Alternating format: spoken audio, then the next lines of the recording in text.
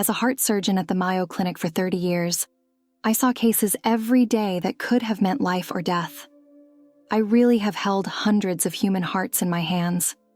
I've seen tens of thousands of people die and come back to life. I've always looked at everything from a scientific point of view.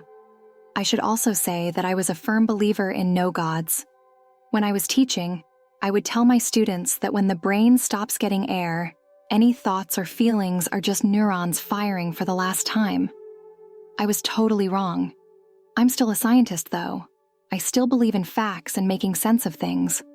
What happened to me only proved that what scientists know now isn't all there is to know. There is a lot more to the real world than what we can measure. It was February 3rd, and I was giving a talk about the newest techniques in heart revival at a medical meeting in Phoenix. I can't help but laugh at the irony. I had just finished giving my talk when I felt a little pain in my chest. As a heart surgeon, I knew right away what was going on. I was having a major heart attack. When I looked at my Apple Watch, my heart rate was through the roof. The doctor sitting next to me, Dr. James Chen, and I talked. "James, the anterior wall MI is in progress," I told him. "The official records from Mayo Clinic Phoenix say I was clinically dead for 17 minutes and 22 seconds. There was no heartbeat and no brain activity. They tried defibrillation 7 times. The team later told me they were about to call it a night when my heart started beating again. What I went through in those minutes would take a lifetime to fully describe. As soon as my heart stopped, I felt like I was floating above my body. I could see what was going on in the conference room.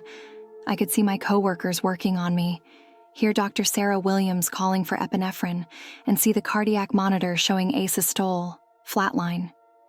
But then, something changed. The scene started to fade, and I found myself moving through what I can only describe as a tunnel of light. But that word doesn't do it justice. The light was alive, conscious, and loving. The change was instantaneous. One moment I was in unbearable pain, and the next I was at peace. This is where I met Jesus. But let me explain how it happened. When I came out of the tunnel, I was in what seemed like a dimension of pure light, but I could see everything clearly, and my eyes didn't hurt from the brightness. That's when I heard his voice calling my name, Megan. It came from everywhere and nowhere at the same time. The moment I turned around, I saw him, and everything I thought I knew about how Jesus looked was completely changed. He spoke to me, and this is where my scientific background really comes into play. His voice was unlike any I'd ever heard. It resonated not only in my ears, but in every part of my being. It wasn't particularly deep or high, but it carried perfect authority and perfect love at the same time. He spoke, and I understood everything in a way that went beyond language. "Megan, you have looked for truth through science, which is good," he told me. "But now you will see greater truths," he said. Then he reached out and touched my forehead, his hands. I saw the scars from the crucifixion, but they weren't gross or painful to look at. They shone with a kind of triumphant light, like honor badges. At that moment, I had what I can only describe as full knowledge. I saw the whole process of creation, not just the Big Bang, in all its glory. All the scientific discoveries I had ever learned about were connected to a bigger picture. I saw that every heart I had ever worked on was designed with divine intelligence. But then he showed me something even more amazing. He took me through what looked like a window in time and let me see scenes from his life on Earth. I saw him teach, heal, and interact with people. The level of detail was amazing. I could smell the dust in the air, feel the heat of the sun, and hear the small differences in the Aramaic and Greek dialects being spoken. What's so amazing is that I saw things that have never been written down in history. I saw him getting ready to teach early in the morning. I saw him comfort a child whose mother had died with such tenderness that it broke my heart. I saw him in private with his disciples, teaching them deeper truths about life. But what struck me the most was how he dealt with people who were suffering. I have spent my whole life trying to heal people, but his healing went so much deeper than that. When he touched someone, you could see their whole being change because of love. He even told me about his crucifixion, which was probably the most profound thing he did. He told me about it from his point of view. I know a lot about physical trauma, but what I saw was beyond anything I could have imagined. I saw how he took on not only physical pain, but also the spiritual and emotional pain of all people. But what's amazing is that even when he was in the most pain, his face showed both pain and love. His eyes never lost that amazing mix of authority and compassion. Even on the cross, his main concern was for others. Every detail matters. He showed me 7 specific moments of his life that changed the way I understand historical events. First, he showed me the crucifixion, but from his point of view. As a thoracic surgeon, I immediately recognized medical details that aren't recorded in any historical accounts. For example, I saw how the nails went through the wrists instead of the palms, cutting the median nerves. I also understood how the weight caused progressive asphyxiation. But what was most amazing was being a part of his consciousness during this event. His body was in unbearable pain, but his mind was focused on something much bigger. I could feel how he was absorbing not only physical pain, but also the spiritual and emotional suffering of all people. It was like watching a cosmic sponge soak up an ocean of darkness. First, I saw him, 12 years old, having a private conversation with his mother Mary on their rooftop in Nazareth. They were speaking Aramaic, which I somehow understood perfectly. He was telling her how he was becoming more aware of how special he was, and I could feel her amazement and worry as a mother. The second time was early in his ministry, before any miracles were recorded. He met a family whose young son was dying from acute lymphoblastic leukemia. Instead of healing the boy right away, he spent 3 days with the family teaching them about the deeper meaning of suffering and divine love. When he finally healed the child, it wasn't just a physical healing. The whole family was changed. The third time was especially powerful. It was the night before he was crucified, hours before Gethsemane. He was alone on the Mount of Olives, in complete communion with what he showed me was the whole of human history. At the same time, he showed me how his upcoming sacrifice would connect with every single life. But he didn't just show me historical events. He also took me to see heaven, hell, and meet God the Father. To explain what I saw in hell, I've seen a lot of terrible physical pain. But what I saw in hell wasn't a place of active torture like some people say it is. Instead, it was a state of being completely cut off from divine love and truth. I saw souls who had built their own prisons by making decisions and holding beliefs that kept them from being in touch with God. The suffering wasn't forced. It was the natural result of being cut off from the source of all good. As a doctor, I could see that their pain was self-perpetuating, like when the body attacks itself with an autoimmune disease. There were no clouds or harps in heaven. Instead, think of the deepest moment of understanding, love, and peace you've ever felt, then multiply that by infinity. I realized that every scientific discovery I'd ever made was just a small glimpse of a bigger truth. I realized that the physical laws we study are like shadows cast by a deeper reality. For example, the math we use to explain quantum mechanics is just an approximation of something much more fundamental. Jesus led me into what I can only describe as the absolute center of reality. There was a presence that was both overwhelming and very familiar. Imagine if perfect truth and love could speak. If infinite wisdom and perfect compassion could speak. What amazed me the most was how this supreme being, the source of all existence, was focused on each soul as if it were the only one in the world. I felt that every prayer, every tear, and every celebration of happiness was always present to this consciousness. I also learned something that changed the way I think about science, that what we call physical reality, including time and space, comes from this divine consciousness, in the same way that thoughts come from a mind. Many people think the most interesting part of my testimony is how I described how Jesus looked. As a surgeon, I'm trained to carefully observe and write down what I see. What I saw was nothing like traditional artistic depictions, but it was immediately clear that it was the real thing that those depictions are trying to capture.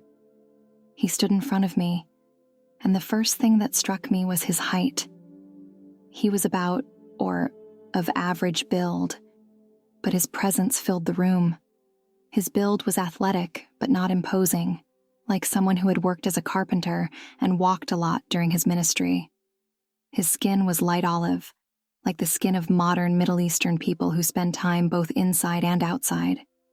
It had a luminous quality, like it was lit from the inside, but it wasn't pale or white like European artists have shown. It was more like the color of sun-warmed honey, but alive and glowing. His hair was perhaps the most striking difference from how people usually see him. It wasn't the dark brown or black we see in paintings, nor was it the pale blonde that European artists have shown. You might ask, what about his face? Well, as someone who has studied human anatomy a lot, I can tell you that his features were perfectly balanced in a way that defied genetic probability. They fell in natural waves to just above his shoulders. When the light moved through them, and light was always moving through everything in this realm, you could see these amazing color changes, from honey gold to deeper amber. They were perfectly groomed but still looked like they hadn't been cut by human hands. His forehead was noble and proportionate, with expressive eyebrows that weren't too thick or thin. His nose was straight and well-formed, neither too big nor too small, fitting his face perfectly. But his eyes were the most amazing thing about him. In all the years I've been a doctor, I've never seen eyes that looked like that. They were this amazing color that seemed to change between a warm brown and a deep, penetrating blue, depending on how you looked at them. The only thing that comes close is precious stones, like amber sometimes and sapphire other times. But that doesn't do them justice. They held so much wisdom and knowledge, as well as such tender compassion, that it made me fall to my knees. His beard was full but perfectly groomed. It was the same light brown color as his hair, and it framed his face perfectly. His lips were expressive, and when he smiled, it was like the whole universe lit up with happiness. Because I've been a surgeon for decades, I've learned to read people's faces, but his had a depth I'd never seen in a person's face. There was the perfect balance of authority and gentleness. When he looked at you, you felt like he knew everything about you. Every mistake, every fear, every victory. But there was no judgment, only love and understanding. His stance was royal but not stiff, respectful but friendly. He moved with a grace that seemed to go beyond the laws of physics.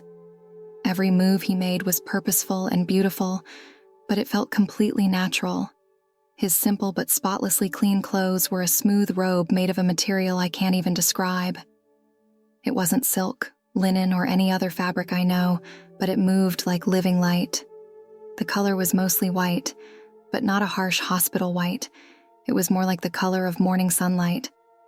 There were also parts that seemed to shift between deep blue and purple, but these colors aren't found on Earth. He looked into my eyes and said, "Tell them that I am more real than their doubt, more present than their fear, and more loving than their shame." With that smile, I understood everything. Why I became a surgeon, why I lived the life I did, and even why I had to have this heart attack.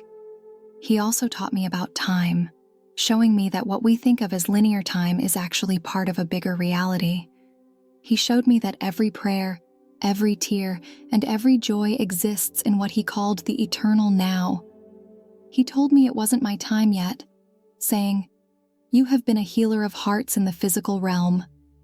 He then blessed me, and I felt myself being pulled back through the tunnel of light. The next thing I knew, I was gasping on the floor of the conference room, surrounded by shocked coworkers. Dr. Chen was still there, tears streaming down his face. The cardiac monitor showed a perfect sinus rhythm, which is better than my normal baseline. I've actually come out of retirement to start a research institute that studies near-death experiences from a scientific point of view. We're using the newest neuroimaging technology and theories in quantum physics to better understand these experiences. It's interesting that when we put together stories about Jesus from people from different places, times, and cultures, we find that they are surprisingly consistent in how they describe him. This is especially true when it comes to the parts of his appearance that don't match how artists usually show him. For example, his light brown hair, changing eye color, and unique skin tone all show up over and over again in stories from people who have never met or shared their stories. I used to be a skeptic, so I understand and respect their doubt. But I would ask them to think about this. I took great pride in being able to observe and write down carefully. What I experienced, the specifics about Jesus' appearance, the quality of light, and the nature of consciousness beyond the body, are not vague, mystical descriptions. They are precise observations from someone who was trained to notice details and stay objective.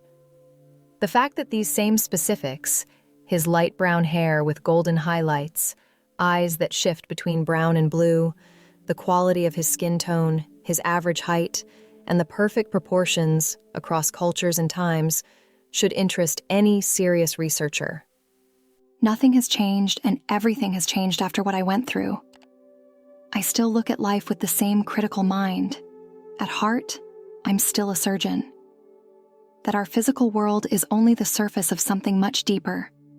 I've started writing down every detail of my experience, which I hope will help scientists understand NDEs better. I've also been working with artists who have had similar experiences to make more accurate pictures of Jesus' appearance based on what we've seen together. But the biggest change is inside me. If you've had a similar experience but have been afraid to talk about it, know that you're not alone. As a doctor, I can tell you that consciousness transcending physical death is not only possible, it's what I now understand to be our natural state.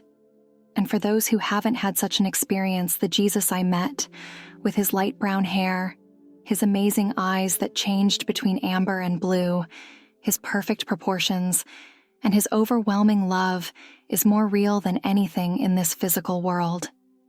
He knows every detail of your life, every struggle, and he loves you with a completeness that our minds can barely comprehend.